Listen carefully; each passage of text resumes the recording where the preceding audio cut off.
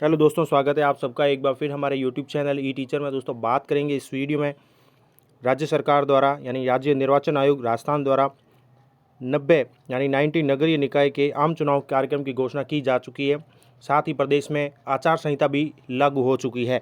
तो 5 जनवरी को राज्य निर्वाचन आयोग द्वारा राजस्थान के 90 नगरीय निकाय के आम चुनाव कार्यक्रम की घोषणा की जा चुकी है। तो अब राज्य में 90 नगरीय निकायों के आम चुनाव होंगे। तो पूरी जानकारी लेकर आए हैं इस वीडियो में कि कार्यक्रम किस प्रकार रहेगा, कब निपटेगा और कर्मचारियों पर आचार संहिता किस प्रकार जो है प्रभावी रहेगी, क्या नियम कायदे तय किए गए हैं। चलिए दोस्तों शुरू करते हैं। वीडियो शुरू करने से पहले चैनल पर पहली बार है तो चैनल को लाइक करें, सब्सक्राइब करें। आगे भी आपको अपडेट्स जानकारी एजुकेशन रिलेटेड मिलती रहेगी। तो राज्य निर्वाचन आयोग ने अपने 90 जो है नगरीय निकाय जो आम चुनाव है उनके कार्यक्रम की घोषणा कर दी है और इसका कार्यक्रम भी जारी कर दिया गया है। जैसा कि माननीय उच्च न्यायालय जोधपुर द्वारा जो भी आदेश दिए गए हैं कि 15 फरवरी 2021 तक कराने के निर्देश दिए गए थे। लगभग 87 नगर निकाय के आम चुनाव करवाने के साथ ही जो है मालपुरा, टोंक और टोडा रायसिंह का कार्यकाल भी पूरा हो रहा है। तो ऐसे में नगर परिषद, राजसमंद और टोंक के ज़िले के भी कुल मिलाकर इस प्रकार से राज्य में 90 नगरीय निकायों के चुनाव करवाने हैं। तो कार्यक्रम इस प्रकार रहेगा कि 20 जिले हैं कुल राज्य के और 90 नगर निकाय आम चुनाव करने का निर्णय लिया गया है, जिसके लिए आचार संहिता लागू है, जिसमें 9 तो नगर परिषद है, 1 नगर निगम है और 80 नगर पालिकाएँ शामिल है।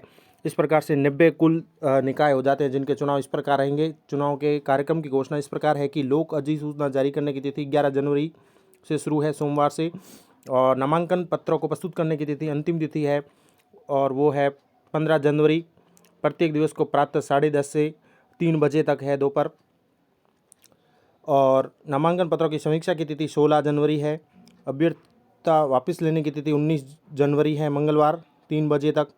चुनाव का आवंटन होगा 20 जनवरी को। मतदान की तिथि है सबसे इम्पोर्टेंट, वो है आपके 28 जनवरी गुरुवार को है मतदान की तिथि। ये सदस्य पद के लिए बता रहा हूँ मैं।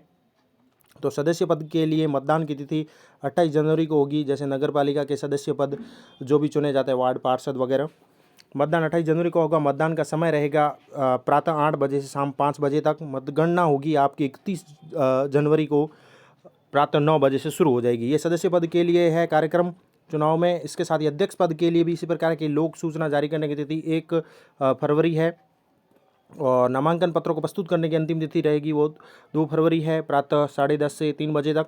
नामांकन पत्रों की समीक्षा की तिथि है 3 फरवरी प्रातः 10:30 बजे से और अभ्यर्थता वापस लेने की तिथि है 4 फरवरी 3 बजे तक। चुनाव आवंटन होगा 4 फरवरी को और मतदान की तिथि है रहेगी 7 फरवरी को। यानी अध्यक्ष पद के लिए चुनाव होगा 7 फरवरी को प्रातः 10 बजे से दोपहर 2 बजे तक।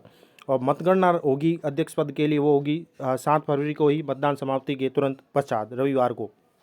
तो ये अध्यक्ष पद के लिए कार्यक्रम है। इसके साथ ही उपाध्यक्ष पद का कार्यक्रम इस प्रकार है कि निर्वाचन की जो तिथि है 8 फरवरी सोमवार को निर्वाचन होगा उपाध्यक्ष के लिए और निर्वाचन प्रक्रिया के लिए समय सारणी है कि बैठक का प्रारंभ प्रातः 10 बजे, नामांकन पत्रों का प्रस्तुतिकरण 11 बजे तक, नामांकन पत्रों की समीक्षा 11:30 बजे, अभ्यर्थना वापस लेनी है तो 2 बजे तक, मतदान यदि आवश्यक हुआ तो 2:30 बजे से लेकर 5 बजे तक चलेगा। मतगणना मतदान समाप्ति के तुरंत पश्चात होगी। तो इस प्रकार से ये कार्यक्रम जारी कर दिया गया है।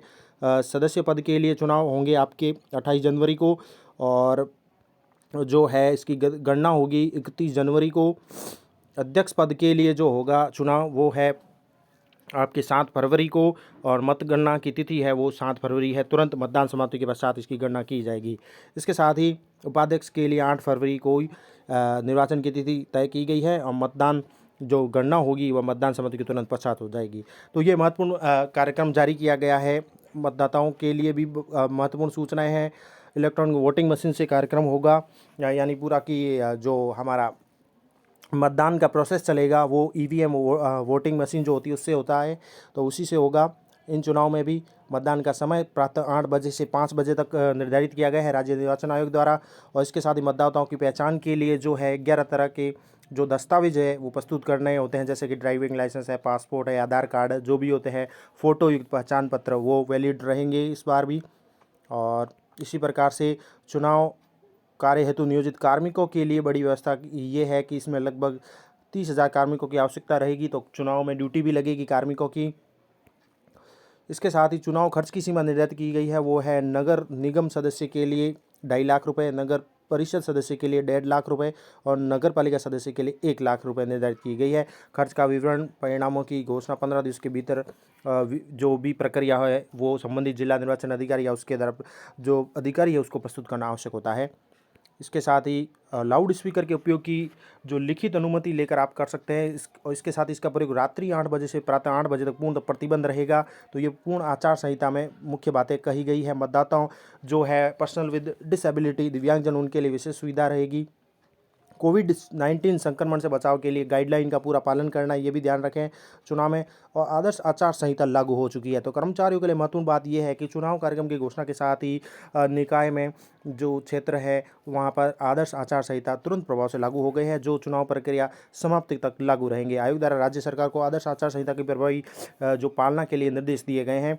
संबंधित नगर निकायों में विभिन्न विभागों के विकास कार्य जिसके कार्य आदेश आचार संहिता के प्रभाव में आने से पूर्व जारी किए जा चुके हैं या जो विकास कार्य पूर्व से ही चल रहे हैं वे सभी आचार संहिता से प्रभावित नहीं होंगे। नए कार्य नए स्कीम नए कार्य आदेश आचार संहिता के बाद लागू होने के बाद पूर्णतः प्रतिबंधित रहेंगे। इसके साथ ही कर्मचारियों के लिए जो इम्पोर्टेंट बात यह है कि चुनाव के संचालन के लिए कार्मिक अधिकारियों की आवश्यकता के कारण इन 20 जिलों में यानी जहां पर निकाय चुनाव है लगभग 90 निकाय चुनाव है और 20 जिले आते हैं, तो इन जिलों में समस्त विभागों के अधिकारी कर्मचारी आवश्यक सेवाओं के अलावा स्थानांतरण है पदस्थापन पूर्ण रूप से प्रतिबंधित रहेगा। लेकिन अपर्यायी कारणों से स्थानांतरण आवश्यक हो तो आवश्यकता व सुविधा के अनुसार जो प्रस्ताव प्राप्त होने पर तथा आयोग का इस संबंध में समाधान होने पर अनुमति की जा सकती है। जिन कर्मचारियों अधिकारियों के स्थानांतरण चुनाव की घोषणा से पूर्व हो चुके हैं, क्योंकि अभी तबादले भी चल रहे हैं, तो लेकिन चुनाव की घोषणा से पूर्व कार्य मुक्त या कार्य ग्रहण नहीं किया गया है, तो ऐसे स्थानांतरण के अधीन कर्मचारी अधिकारी दिनांक 7 जनवरी तक यानी 7 जनवरी तक कार्य मुक्त होकर नवीन पदस्थापन स्थान पर कार्य ग्रहण भी कर सकेंगे। ये इंपॉर्टेंट बात कही गई है राज्य निर्वाचन आयोग द्वारा। इस प्रकार से ये चुनाव की घोषणा की जा चुकी है और लगभग राज्य निर्वाचन के जो 90 नगरीय चुनाव है वो मैं जिले भी दिखा देता हूँ। 20 जिले जैसे अजमेर है, बांसवाड़ा है, बीकानेर है, भीलवाड़ा है, बूंदी है, प्रतापगढ़, चित्तौड़गढ़, चूरू, डूंगरपुर, हनुमानगढ़, जैसलमेर, जालोर, झालावाड़, झुंझुनू, नागौर, पाली, राजसमंद, सिक्कर, टोंक, उदयपुर, यानी कुल मिला के 20 जिले हैं और इनके अधीन जो भी पंचायत नगर पालिका या नगर निगम क्षेत्र आते हैं उनके चुनाव करवाए जाएंगे। तो ये सब इम्पोर्टेंट जानकारी थी आप सभी के लिए इस वीडियो में चुनाव कार्यक्रम को लेकर जो आचार संहिता लागू हो चुकी है पूरे प्रदेश में। इम्पोर्टेंट जानकारी राज्य निर्वाचन आयोग द्वारा जारी की गई है आप सभी के लिए। आशा करता हूँ वीडियो अच्छा लगेगा। वीडियो अच्छा लगे तो एक लाइक करें, चैनल पर पहली बार तो सब्सक्राइब करें। आगे भी आपको एजुकेशन रिलेटेड अपडेट्स मिलते रहेंगे। तो जैसा कि आपको मैंने बताया ये 20 जो ज़िले हैं इनके 90 नगरीय निकायों की सूची राज्य निर्वाचन आयोग द्वारा जारी कर दी गई है।